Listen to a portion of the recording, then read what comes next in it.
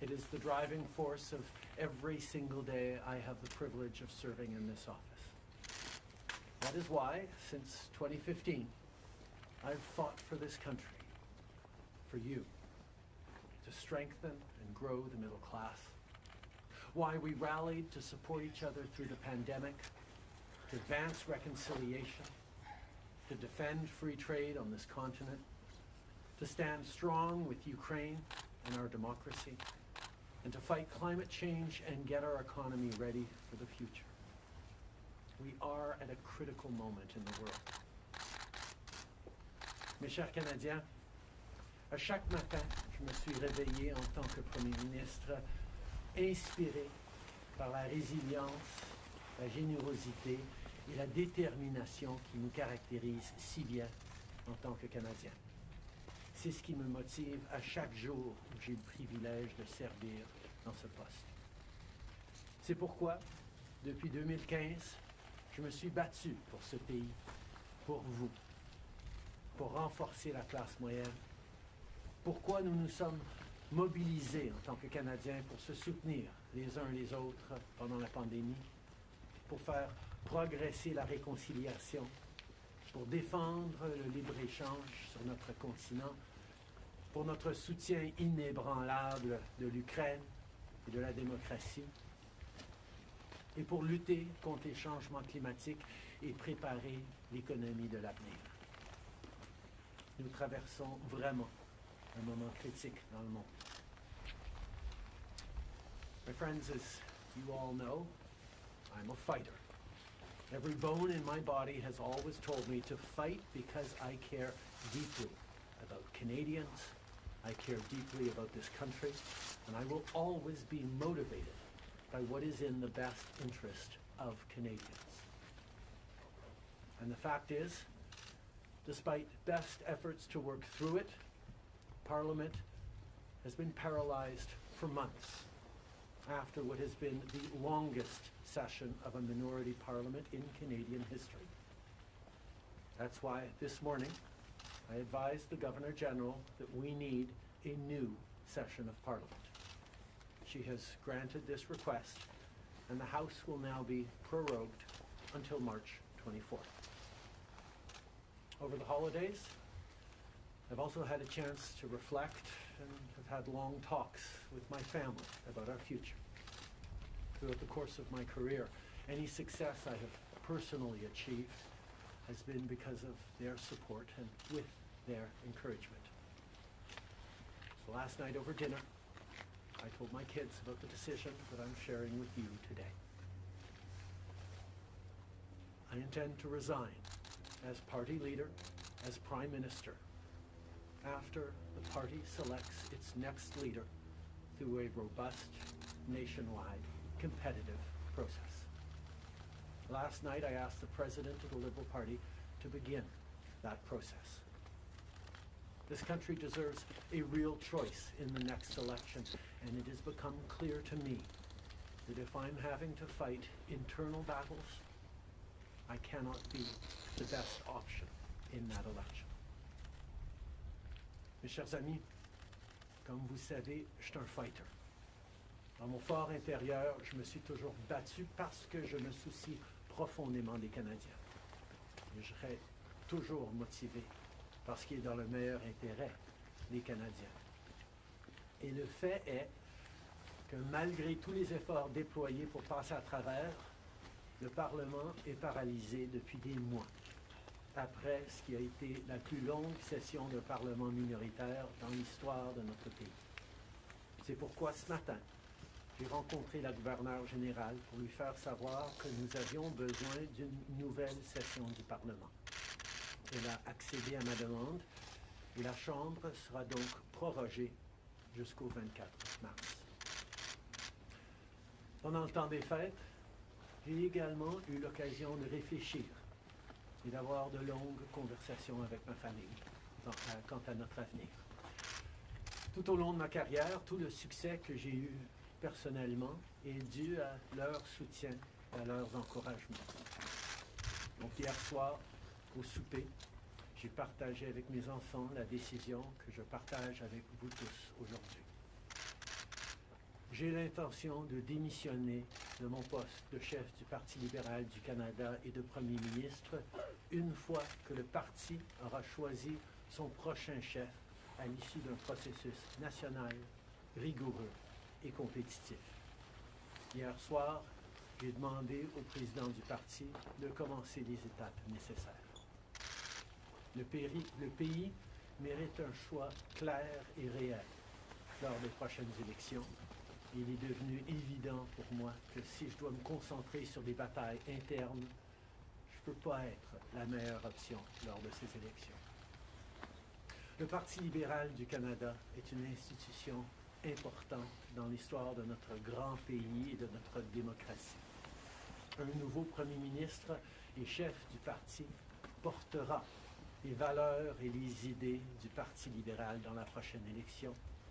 J'ai hâte d'observer le déroulement de ce processus dans les mois à venir.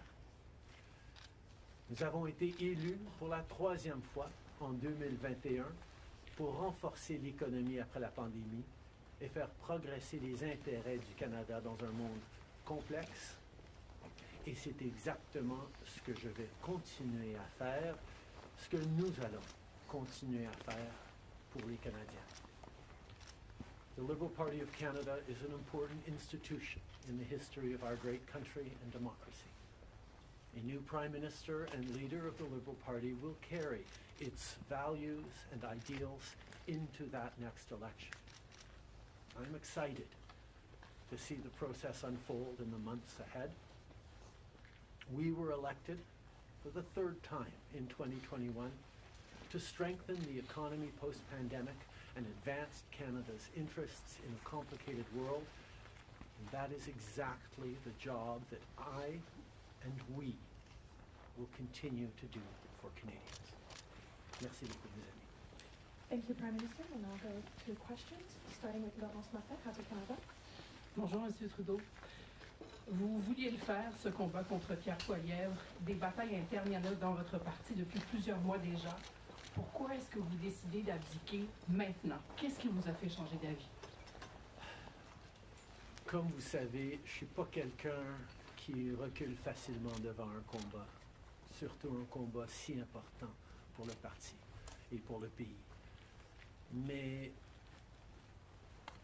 je fais ce job parce que l'intérêt des Canadiens et le bien-être de notre pays, de notre démocratie, me tient à cœur.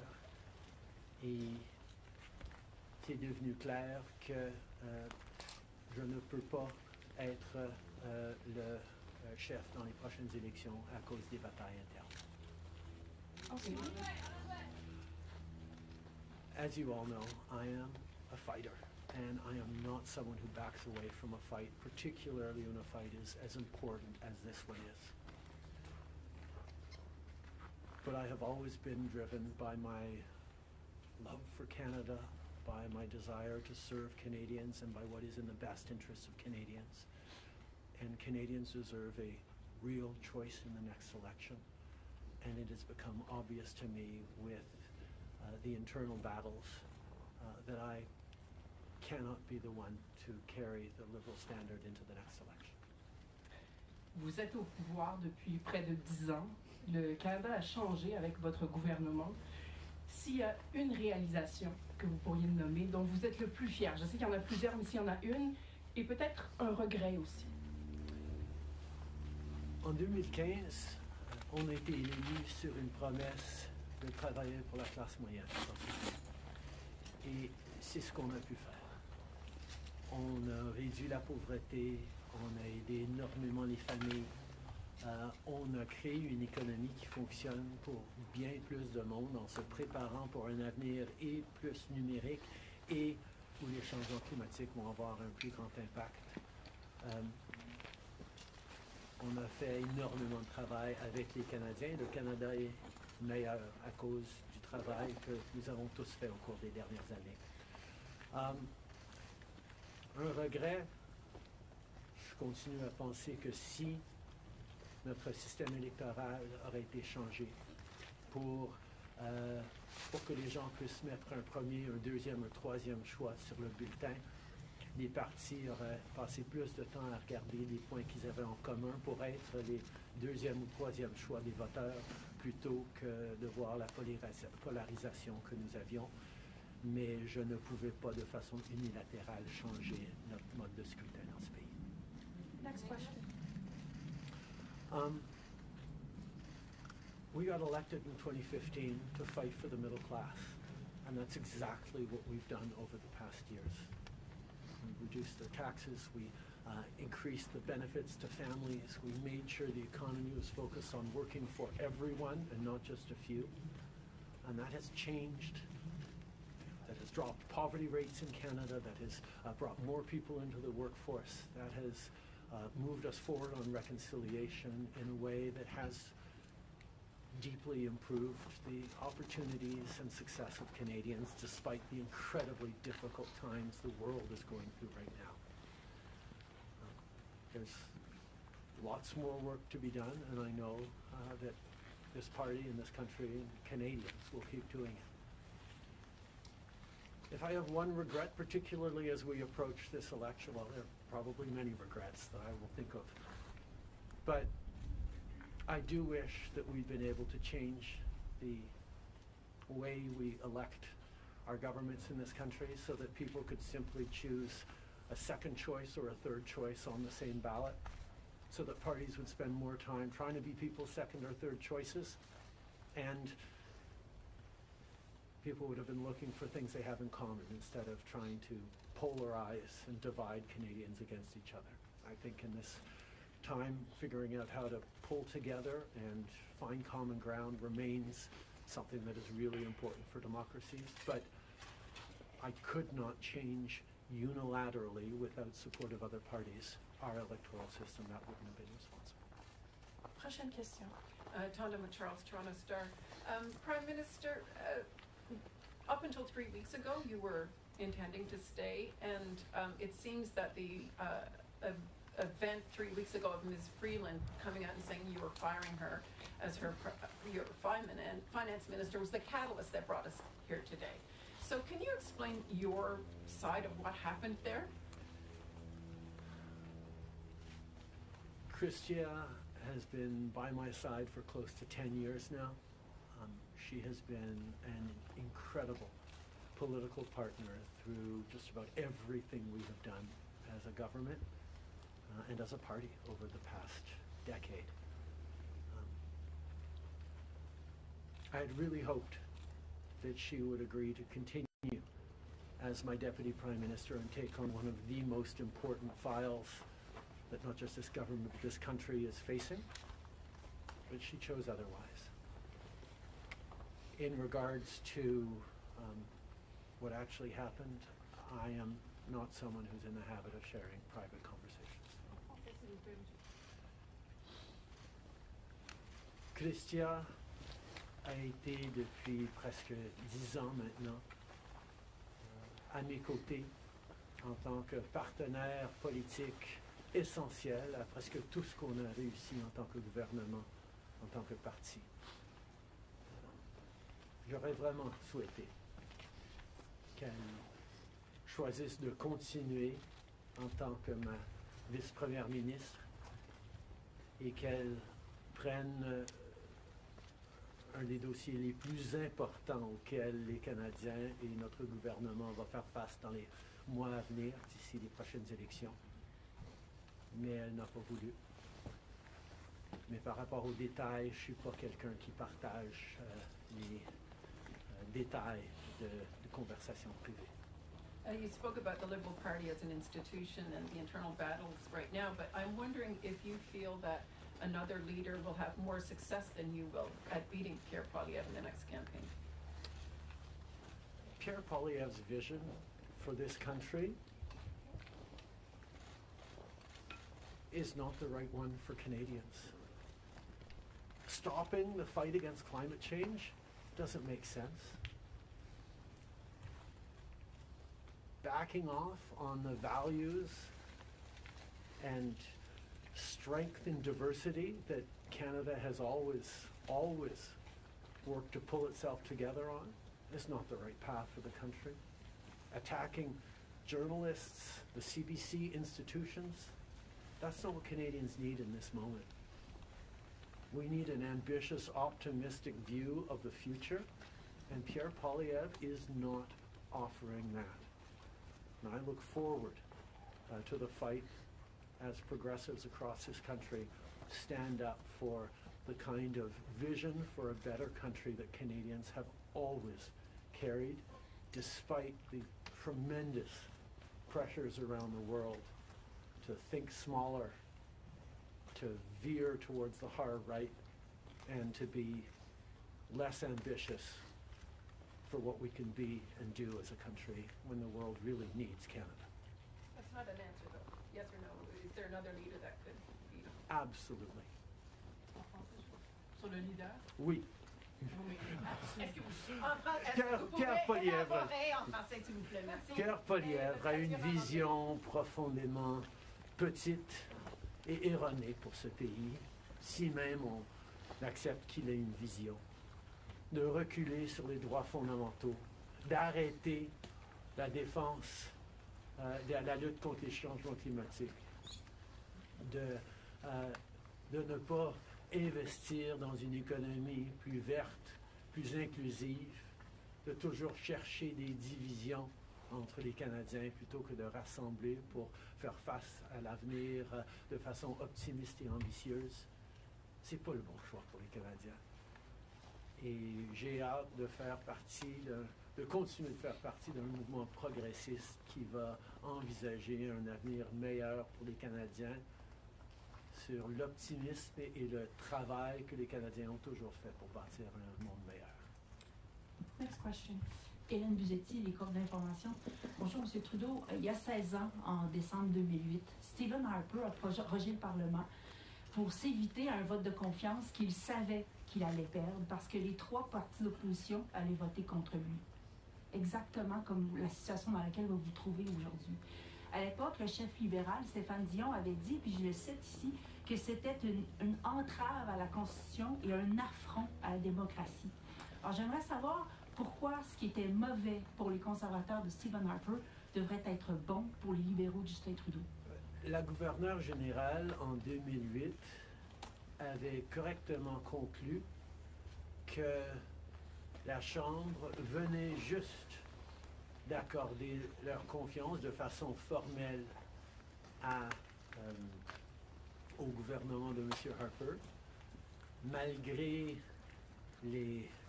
même une lettre signée qui était un document politique. La voix de la Chambre compte. Or, avant d'arrêter de travailler à la Chambre pour les fêtes, on a gagné 3 votes de non-confiance,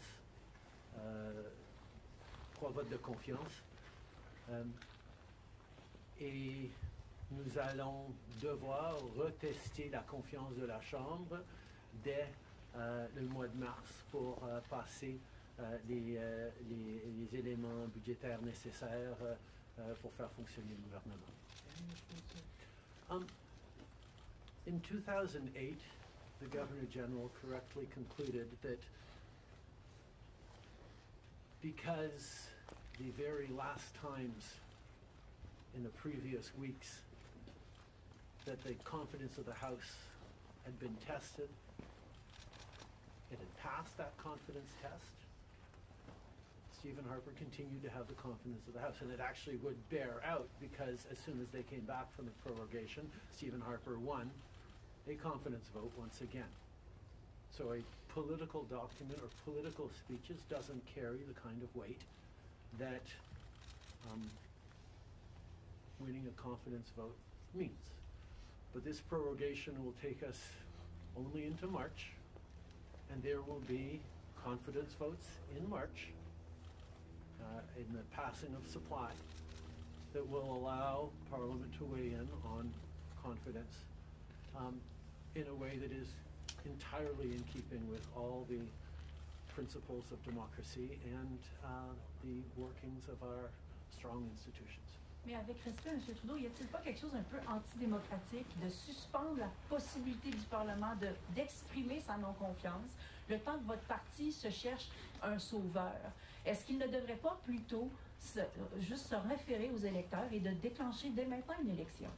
Hélène, je pense que tu as très clairement vu, comme tout le monde dans la galerie de presse parlementaire, à quel point le Parlement ne fonctionne plus depuis plusieurs mois. On est pogné dans une question de privilège, il y a des motions d'obstruction constantes et on a pu très peu accomplir pendant les derniers mois au Parlement. Le Parlement a besoin d'un reset, a besoin de se calmer un peu les pompons pour se remettre au travail pour les Canadiens et pas à faire de la petite politique constante, ce qu'on est en train de voir des conservateurs. Donc, ce reset a deux éléments. Une prorogation pour que, justement, on recommence avec une fraîche approche au Parlement. Et deuxièmement, oui, le Parti libéral va entamer un leadership parce que je m'attends à ce que si c'est pas moi qui va mener le parti dans les prochaines élections, la polarisation qu'on voit actuellement au Parlement devrait aussi se calmer un petit peu. Les Canadiens ont besoin d'un Parlement qui fonctionne, particulièrement dans ce moment complexe, et ces deux éléments vont représenter le reset nécessaire pour le Parlement. En anglais, mais si vous pouvez dire pourquoi pas une élection? Vous l'avez pas dit. The Parliamentary Press Gallery, and anyone who's been watching politics closely over the past months will know that Parliament has been entirely seized by obstruction and filibustering and a total lack of productivity over the past few months. We are right now the longest serving minority government in history, and it's time for a reset. It's time for the temperature to come down, for the people to have a fresh start in Parliament, to be able to navigate through these complex times, both domestically and internationally. And the reset that we have is actually two parts. One is the prorogation, but the other part is recognizing that removing me from the equation as the leader who will fight the next election for the Liberal Party should also decrease the level of polarization that we're seeing right now in the House and in Canadian politics, and allow people to actually focus on serving Canadians in this House and with their work the way Canadians deserve. On va prendre une dernière question. Good morning, Prime Minister. Stephanie Taylor with the National Post. Given, as you just said, there's going to be confidence votes in March, opposition parties have said they are prepared to bring down your government.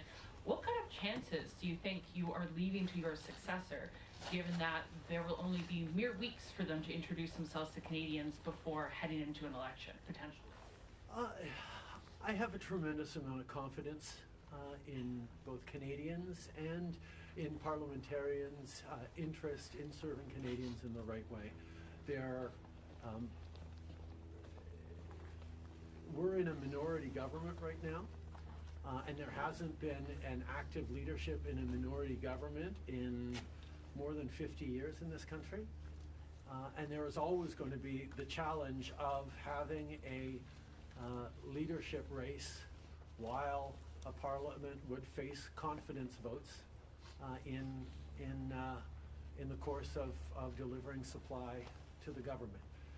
So this is something that we're going to navigate through, but I truly feel that removing the contention around my own continued leadership is an opportunity to bring the temperature down, have a government that will focus on the complex issues that are coming forward in the coming months, while the party gets to have a full national process that brings in people from right across the country and makes a determination about the best person to carry the progressive liberal standard into the next election. Can you clarify whether ministers who would like to campaign for your job will have to step out of cabinet? And how can the Liberal government be in a position to protect Canadian businesses and Canadians from the threat of tariffs from incoming President Donald Trump when members of the government are going to be focused on who's going to be taking your job? The government will still, and the cabinet will still be very much focused on doing the job that Canadians elected us to do in 2021, which is fight for their interests, stand up for their well-being, and make sure that they are good and that Canadians are protected and strong. There will be a leadership process and the rules will unfold over the coming weeks, but I can assure you that the tools and the need to stand up for Canadians, to protect Canadians in their interests and continue to fight for the economy is something that everyone in this government will be singularly focused on. Je peux souligner que, évidemment, les règles et les conditions du leadership du Parti libéral vont être discutées dans les semaines à venir, mais le gouvernement qui a été élu pour protéger les Canadiens et leurs intérêts dans un monde très complexe, qui a été élu le plus récemment en 2021, va continuer ce travail avec un focus et une emphase singulière sur ce qui est dans les intérêts des Canadiens, pendant que le parti fait ce dont il a besoin pour avoir un processus de leadership. Merci beaucoup. C'est ce qui conclut la conférence de presse d'aujourd'hui. Merci tout le monde. Merci d'être ici dans une belle journée d'Ottawa. Do you think it's irresponsible to resign? Why not earlier? Do you think now's an